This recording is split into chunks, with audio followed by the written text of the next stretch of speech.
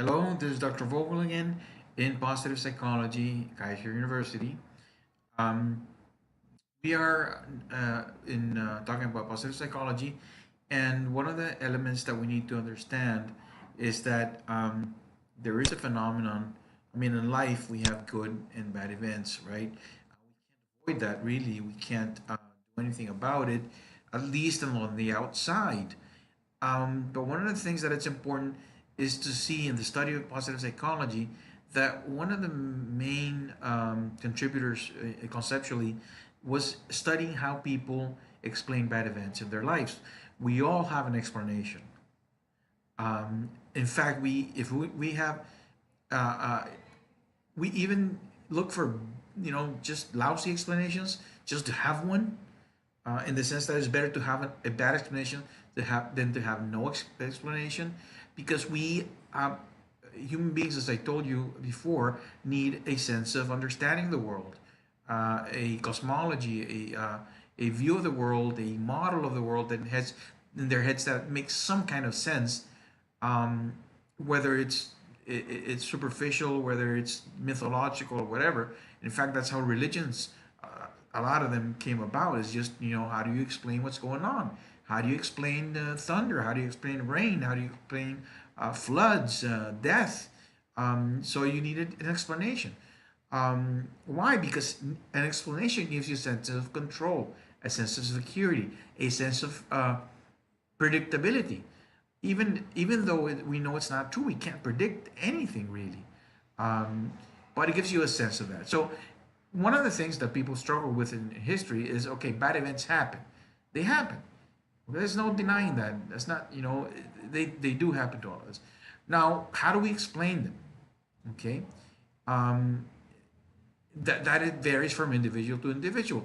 And it is, something that you should understand is that even though, for example, two people are Catholic, um, the mistake would be thinking that just because the two of them are Catholic, they're going to have the same explanation in their heads for a bad event happening. For example, a flood or a tsunami in Southeast Asia, whatever, kills a lot of people. Even though you have two Catholics looking at the same problem, they will have different explanations in their head. And even though it looks similar, maybe uh, uh, uh, when you really look into it, it's there are different explanations. Um, so we need an explanation, no matter the quality of the explanation. That's what I'm trying to say. Is that we need, so we can have the world a little bit more predictable. If that, it would be like or unbearable to be in a world that it's difficult to predict. You would be worried all the time, not be able to sleep. It's so you need we need a sense of security. So one of the things that that Martin Seligman in his development of positive psychology looked at when he was, remember, learned helplessness.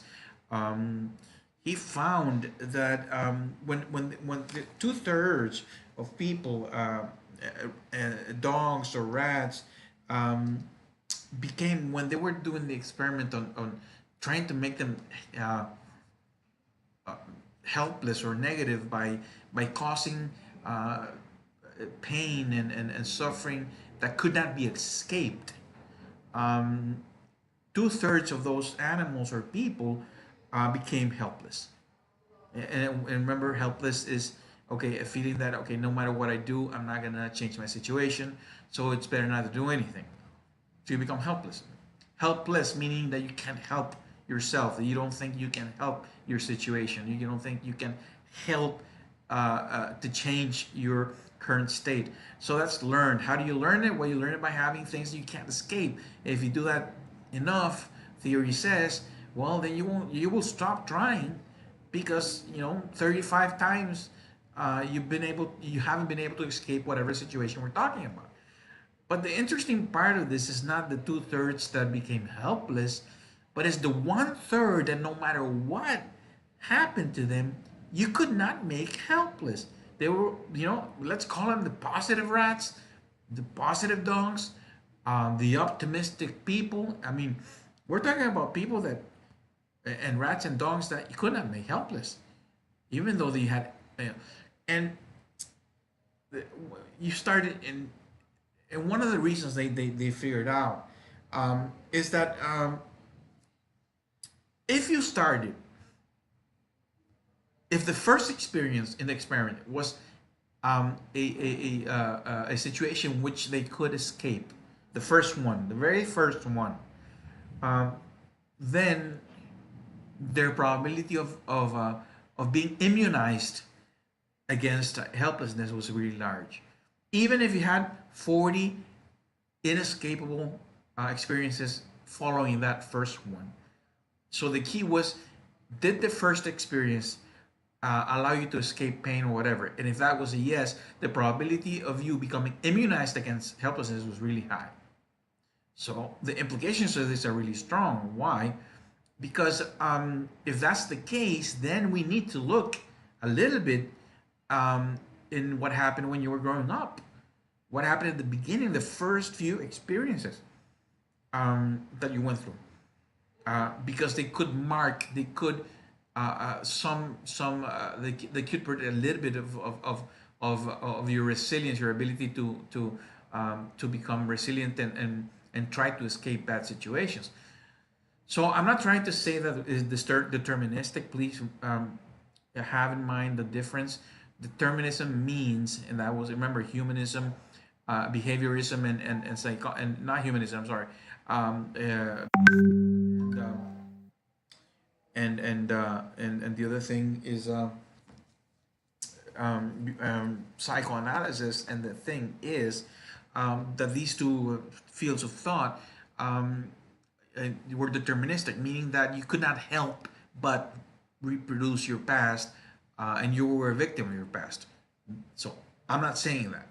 I'm just saying that if the science says that if you had the first experience, or one of the few first experiences, were escapable situations, then even if you had 50 unescapable situations after that, you would not lose your optimism, because the very first one was a positive one. So there's not deterministic, but it makes us look at the past a little bit to see, to understand how you became helpless, or you didn't.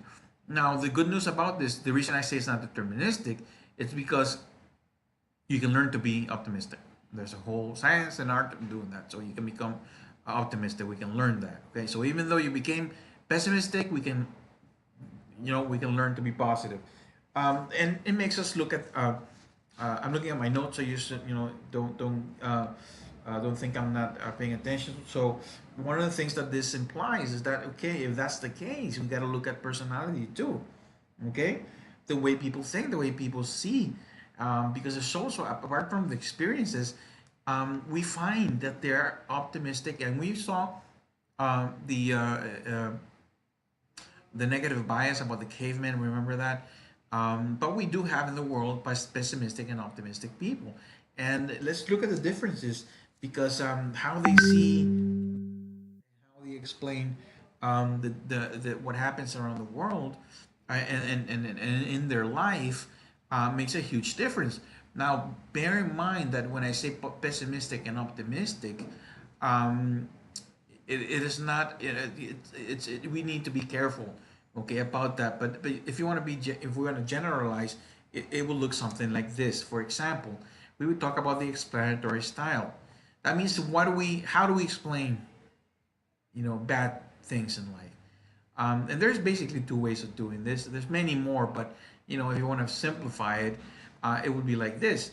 If you're a pessimist, and something bad happens to you, you think that it's permanent. It's like, it's not going away. For example, if you have what is it? For example, your wife, girlfriend, boyfriend, whatever, and they're mad at you for whatever reason. If you're a pessimist, you would think that they're, okay, this is permanent. This person is going to be mad at me forever.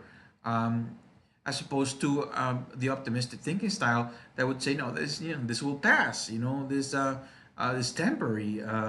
This is just, she's in a bad mood. He's in a bad mood, and let me just wait, because it's going to go away. Now the other thing is pervasive. This is a word that what it means. It is a little bit like permanent, But what it's trying to do is generalize, meaning that everything, just because this person is mad at me, everyone's going to be mad at me, okay? Or everyone's going to be mad at me wherever they are, everywhere, okay? So it's kind of a generalization, okay? This is just so you remember related to cognitive science, how people think, okay? And I do want to talk about that in the next class. But you know, the optimistic side of being pervasive would be local, meaning, okay, you know, it's just, you know, she's bad, and or I got, for example, I had a bad math exam for whatever reason, and you know, the pervasive would. I'm sorry about the sound. Please just ignore it. Um, the pervasive one would say, you know what, I'm really bad at math. Um, and the local way of thinking, optimistic, would be, well, you know, I had a bad day, but it's not doesn't mean that I'm bad at math. It just I had a bad day, so it's local. The other thing is that the pessimistic thinking style makes it personal. It's my fault. And the optimistic would say, well, this is not necessarily all my fault. You know, it could be some of it, but not entirely my fault. So it's not personal. So these are just generalizations, okay? I mean, these are, but the other thing, you know, and this is probably the most difficult one, is okay.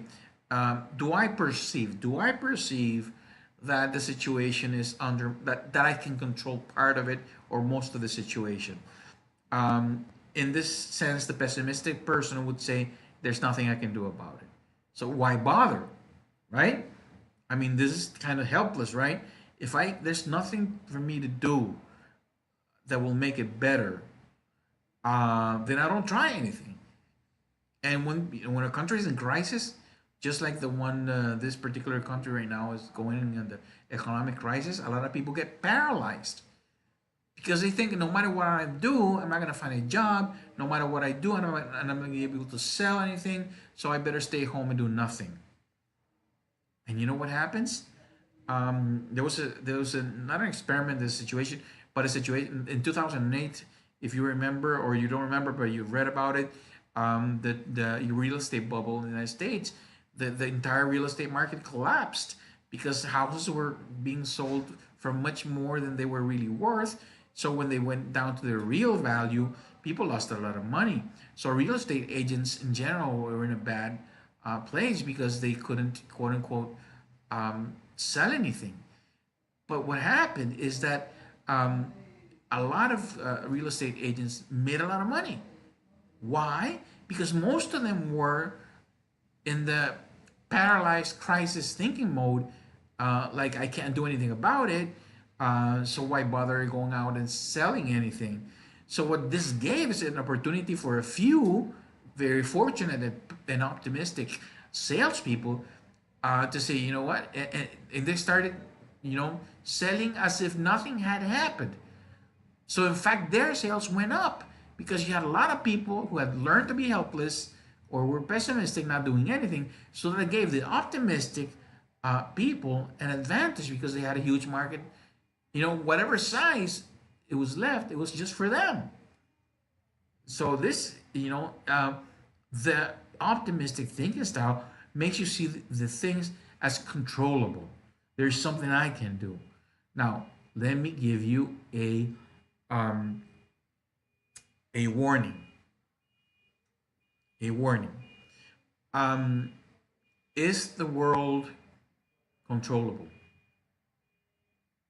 Can we really control everything? No. So to be honest, and why is it important? It's important so you don't, you know, overdo this, in the sense that, yeah, positive people think, you know, they believe that they control the situation. But if you go beyond this and think you can control everything, you're gonna be disappointed. And it's not only disappointing; it's just a logical mistake.